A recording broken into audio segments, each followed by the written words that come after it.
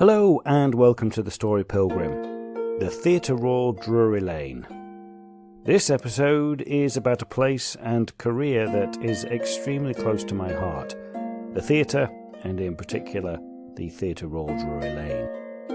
Before we delve in, please make sure that you are following the podcast. Click on the black follow button. Go to our website, www.thestorypilgrim.com, sign up for our monthly newsletter, and have a look at our blog. Please and thank you. The Theatre Royal Drury Lane, currently where Samantha Barks is starring in Frozen, but it's a little more than that. For theatre lovers, this is a site for pilgrimage. It plays a significant role in the development of theatre, and some of the reasons why we say we do the things the way we do them in the theatre originates from here. So, let's jump straight in and find out more. I am walking along Fleet Street in London. Fleet Street, famous for, in years gone by, having all of the newspapers on there. But towards the west end of Fleet Street, you have the Royal Courts of Justice. Then I'm going up and around to a place that I have been associated with for nearly coming up to 3 years now, the Theatre Royal Drury Lane, the oldest established continuously operating theatre in the world. There has been a theatre on that site since 1663. They think that there was entertainment venues on there prior to that, but we don't have any official documentation. King Charles II came back from his exile in France in 1660 after the Puritans had been kicked out, and he reinstated theatre as the Puritans had put a stop to any entertainment. They banned entertainment. They demolished a lot of the theatres, burnt a lot of them to the ground. But the Puritans go over to America, and King Charles II comes back, and in 1663 he grants 2 royal patents. The first is to a gentleman called William Davenant, and he builds the predecessor to the Royal Opera House. And then the second one, as I said, was to a gentleman called Thomas Killigrew, who built the first Theatre Royal. Now his theatre in 1663 was called the Theatre Royal Bridges Street. The entrance to Drury Lane now is on Catherine Street, and Catherine Street used to be Bridges Street.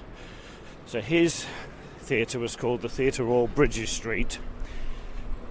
That was up there for a few years, lasted about, it survives the Great Fire of London of 1666. 1674 it does burn down, and so the first theatre was very much like the Globe. It was round, it was wooden, it was open, it had about 400 seats. But the second theatre was a stone building. It had about 2,000 seats. It was up in 1674. They think it was designed by Christopher Wren, but there's no actual official documentation saying that Wren designed it, but it has a lot of his hallmarks. And that was the first theatre to actually have its entrance on Drury Lane. So they called it the Theatre Royal That Is On Drury Lane. Doesn't exactly trip off the tongue, does it? But no, they changed the name to Theatre Royal Drury Lane in 1709, and that's what it's been known ever since. It's been plagued with a lot of fires. It burnt down. Well, it started to crumble down. The third owner, Richard Sheridan, he bought the building in 1778. By the 1790s, it was really getting into quite a bit of disrepair. But also Covent Garden was coming in an area thriving for trade and for theatre. So Richard, he saw the potential for much larger audiences. So 1791, he knocks down Wren's building because it really had gone past a state of repair. And he puts up this huge, massive structure, this really big theatre, 3,600 seats. I mean, that theatre was built to last for centuries. So, of course, after 15 years, it burnt down. And then in 1812, Benjamin Wyatt built the building that we have today. Andrew Lloyd Webber, Lord Andrew Lloyd Webber, owns the theatre now. And when he did buy it, he vowed that one day he wanted to restore it back to its original Georgian glory, because we still had all the blueprints and stuff. So 2019, he began a huge restoration, and £60 million is the official figure. It's more like £80 million of private funding and a little bit of Andrew's own money. They have the Theatre Royal Drury Lane restored to its original Georgian glory, and it's absolutely stunning. It's a beautiful theatre. I give the tours around it when I can. I have to run across and try and get across Kingsway before the traffic lights change. So I'm just going to take you round it. If you know me and you're ever in London, or you are in London and you want to come on a tour, just give me a shout, because there is a ton of history there. There is a ton of stories, and it pretty much is the reason. There's a lot of things that have been developed in this theatre, which basically is why we have theatre the way we have it today. Moving scenery, regular rehearsal, naturalistic acting, all started here because of the people that were involved with it. People like David Garrick, Richard Sheridan, Sarah Siddons, Ira Aldridge, Charles Macklin, and in more modern times, we got Andrew Lloyd Webber. I'll talk about a few of those people as I take you around the building. Lovely to hear the bells of St Clement Danes Church, a church designed by Sir Christopher Wren. That was playing away in the background as I walked past. Oranges and lemons played the bells of St Clement's. There is so much to tell you about. Where do I start? Well, it is the Theatre Royal Drury Lane. How about we start with the Royal Connection?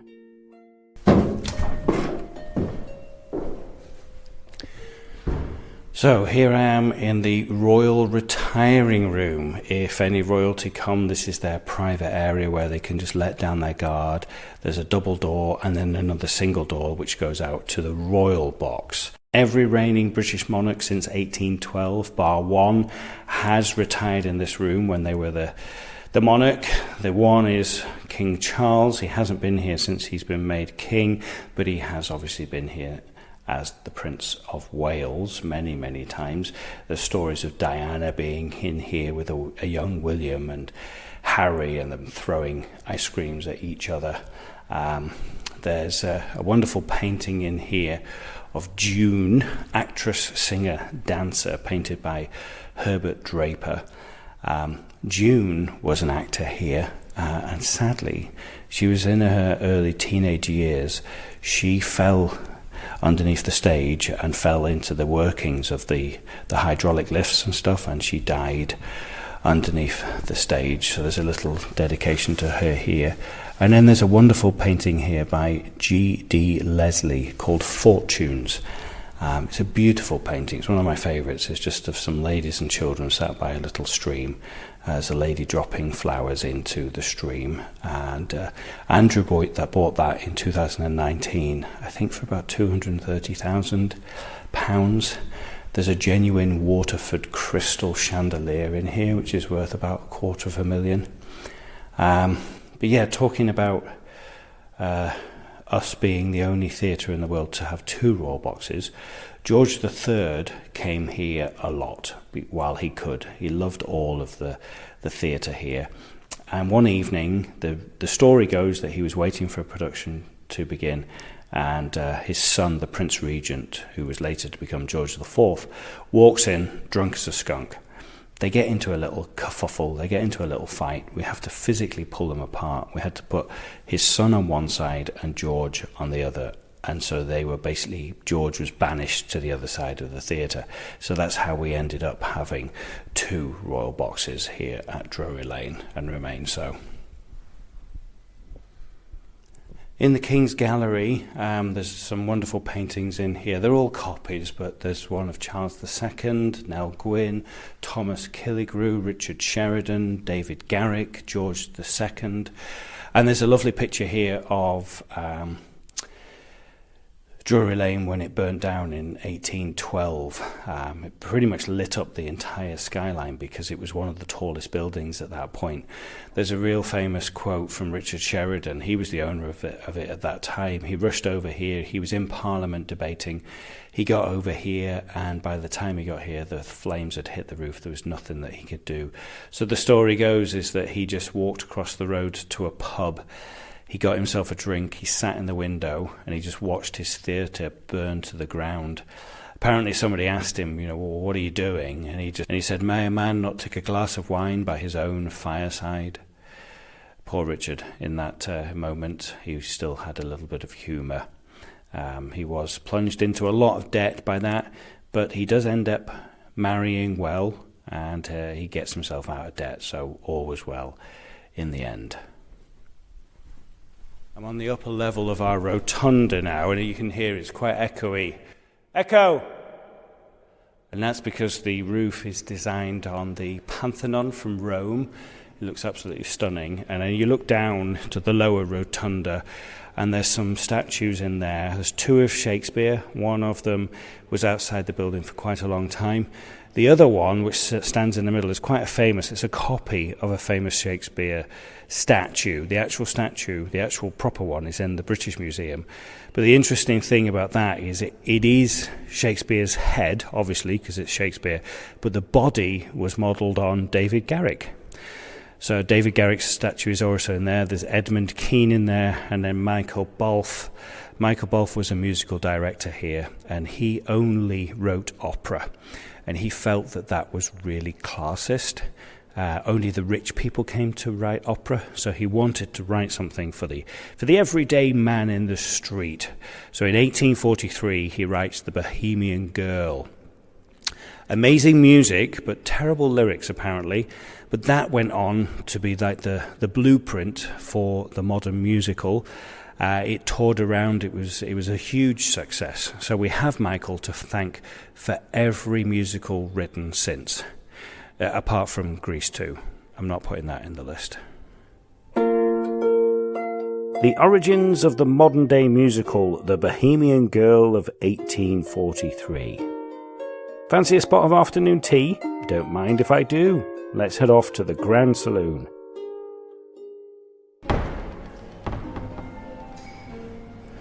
So I'm now in our Grand Saloon. This is one of my favourite areas of Drury Lane. It's absolutely beautiful. There's 3 big chandeliers in here with 2 rooms off the either end of it. The Richard Rogers room and the Oscar Hammerstein room. I come down towards the Richard Rogers room because here in the corner is a bust. There's busts in all the corners, but there's a bust of Ira Aldridge. Now, I always like to point him out when I take people around because not many people know who Ira Aldridge is. His dates are on the plinth here, 1807 to 1867. Ira was an African-American actor during those times, and he was the first black actor to ever play Othello. Now, Edmund Kean was playing Othello at the Covent Garden Theatre when he became very sick and he died at the age of 45. Ira was in town at the time, and they took a punt on him and they put him on as Othello to much acclaim. If you read some of the reviews of Ira, they're actually quite racist in a way. They talk about how his big fat lips allow him to have a big booming voice. It's quite sad. He only played once here at Drury Lane, and it was as King Lear in Lear.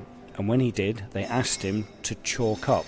He had to white up to play King Lear, which is just ridiculous. He ends up in Poland in a pauper's grave because people just get very, very upset about him because of the colour of his skin.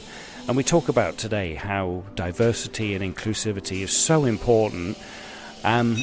Imagine what it was like for Ira in the 1800s. He was like one of the trailblazers of just trying to be included. He must have an amazing story. There is a play about him. Adrian Lester plays him in this play. It's called Red Velvet. It was on at the Tricycle Theatre to much acclaim.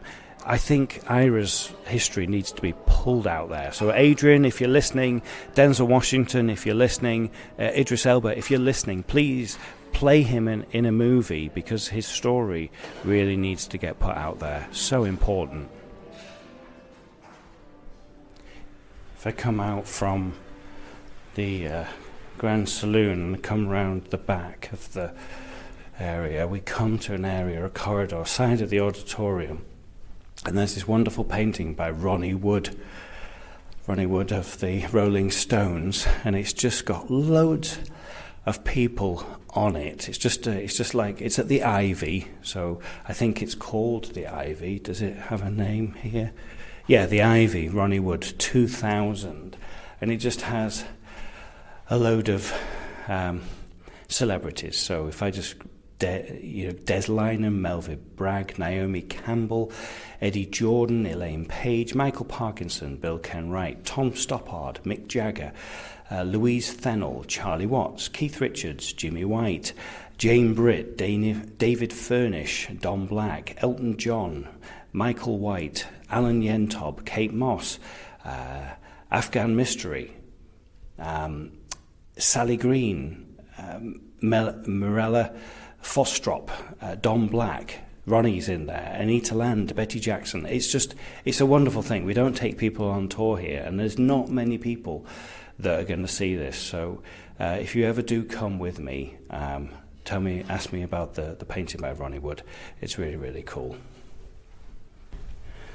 Right, I am now up at the top of the back of the Grand Circle. The reason why I've come up here is I can tell you about our most famous ghost here at Drury Lane. He is a stylish 18th century gentleman who wears a grey tricorn hat, a grey suit and grey boots, and is known as the Man in Grey.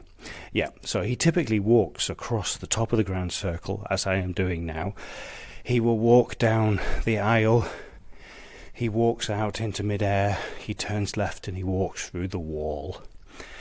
Now, in 1847, we were doing a restoration of the inside of the building for the first time, and they wanted to knock a hole in the wall over there in the auditorium to put a door in. They did, and when they did so, they found bricked up in the wall a man. He was dead, obviously, because he's been in a wall for how many years. The dagger that killed him was still in his ribs. They took the body and they buried it in a burial ground just north of Russell Street on Drury Lane. That is now a private gardens. They believe that that is the Man in Grey. He is supposed to be seen when he likes a production. So in 1999, the entire cast of Miss Saigon, all 53 of them, were giving their second bow of a matinee, and they all report seeing him sat in seat D1. I'm right next to D1 right now. All 53 of them said that they saw him sat there. He's been seen by members of the audience, members of the cast, members of the crew, and the rumour goes, like I said, he is only seen when he likes a performance. A lot for Miss Saigon, a lot for Charlie and the Chocolate Factory. Hasn't been seen yet for Frozen. Ira Aldridge, Ronnie Wood, and the Man in Grey. Such a diverse collection of stories, and I'm barely scratching the surface. Can you believe that about finding a dead man bricked up in a wall? It is a true story. Now, let's head down to one of the oldest parts of the theatre, the substage underneath the stage. So back down, and if I go in here, I can go underneath the stage. The underneath stage area is on 2 levels. It goes down 40 feet. I'm up on the upper level now. The orchestra pit is right in front of us. That has been doubled in size. Yeah, it's pretty big.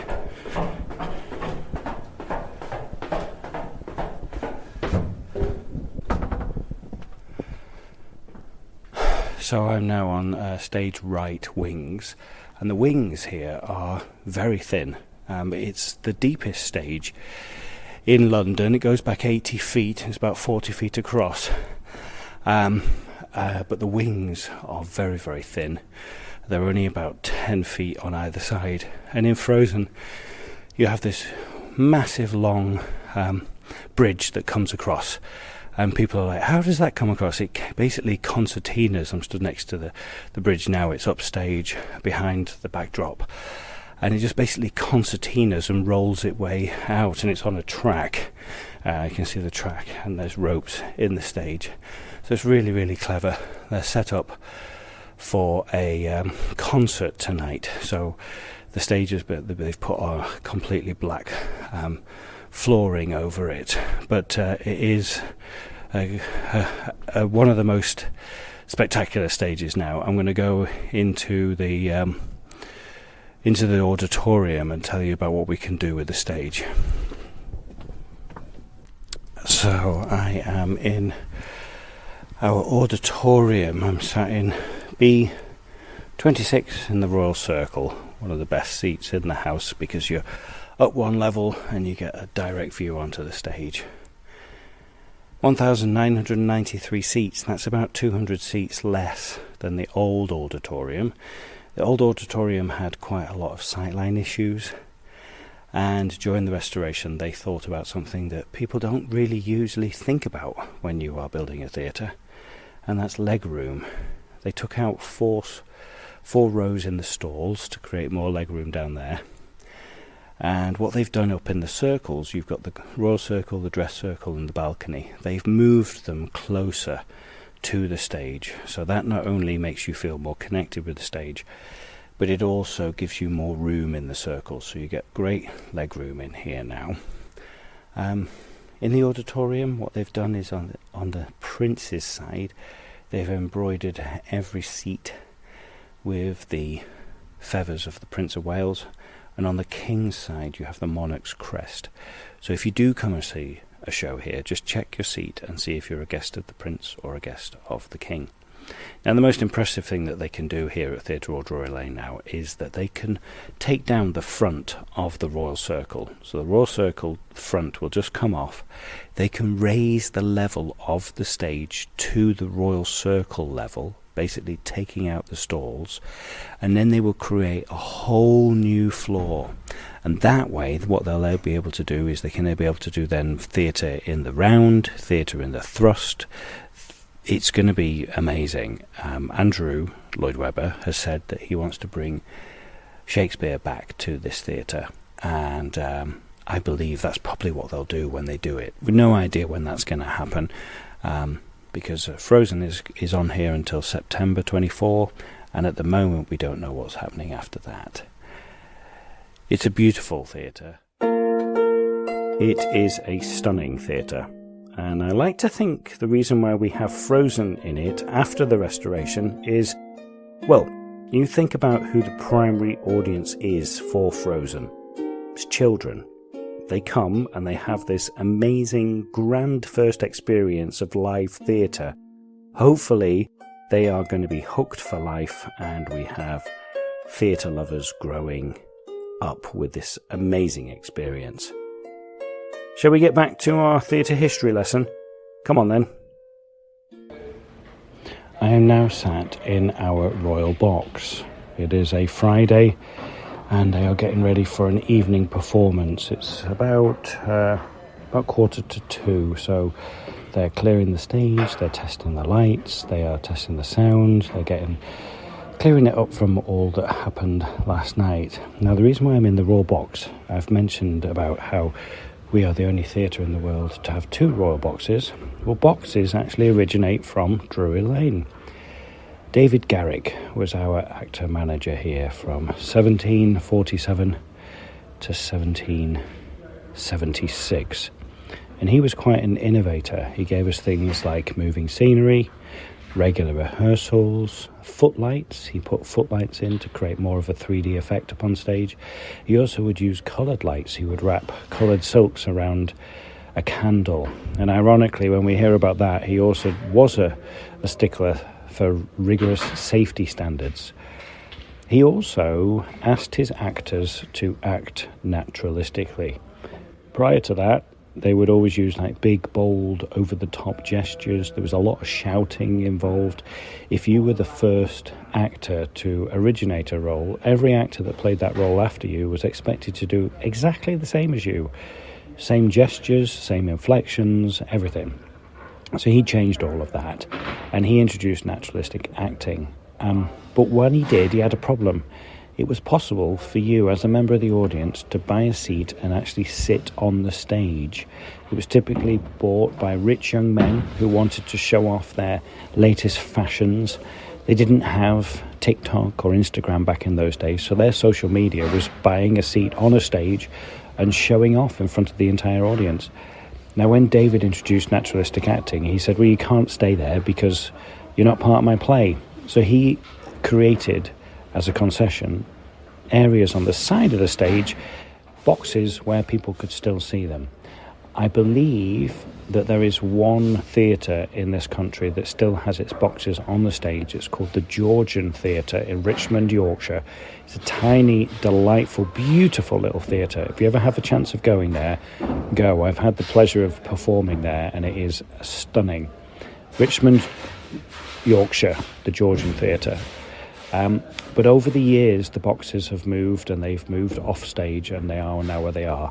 So boxes are basically about where you are sat. It's about being seen, not actually seeing the play.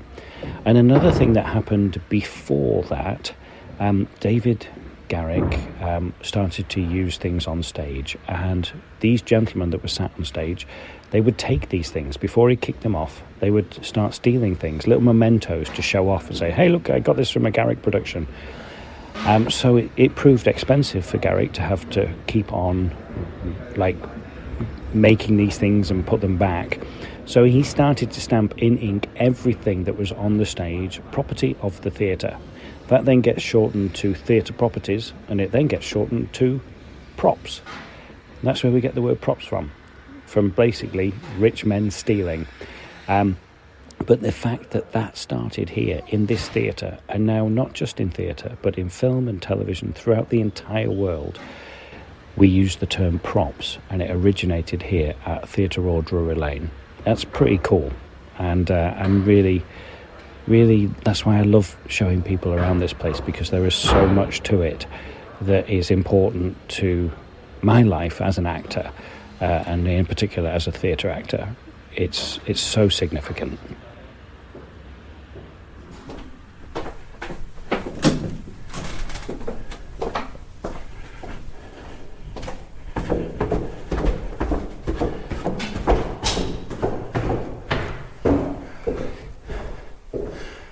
So I am now down in our tunnel, which for a very long time was the only way when a performance was on for you to get from one side of the stage to the other. It's still a substantial tunnel, but the original tunnel was about 6 feet deeper, and then there are other tunnels going off. On the one side you've got five tunnels going off one. Yeah, 5 tunnels both way, going towards underneath the stage. They're all bricked up. Well, they're all bricked up, but going towards the stage, they're flush. But on this side, going towards the auditorium, they are inset a little bit. And there's rumours here, one of the tunnels went across the road to the pub, and Charles II would use that to come in secretly and see Nell Gwyn. That's a rumour. But a couple of these tunnels do go down towards the Thames.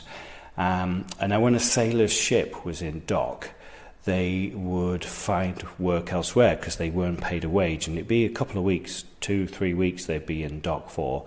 So they'd come and work backstage. It's why now, over 360 years later, we still call everybody who works backstage the crew. It's why we have such nautical terms as stage hands. They were deck hands. The lighting rigging, the rigging on the ship. They were pretty much doing the same sort of things they were doing on stage as they were on the ships. It's also why it's regarded bad luck for you to whistle on a stage.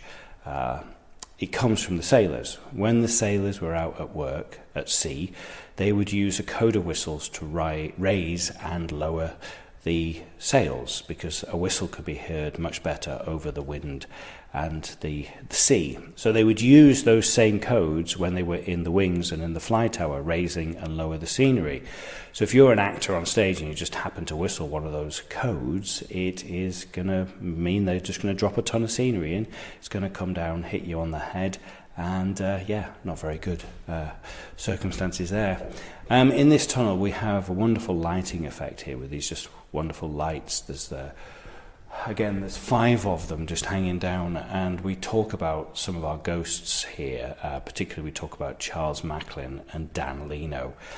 And when we mention their names, the one light at the end of the tunnel, sometimes, not all the time, will just flicker, particularly when you mention their name. It's not flickering at the moment.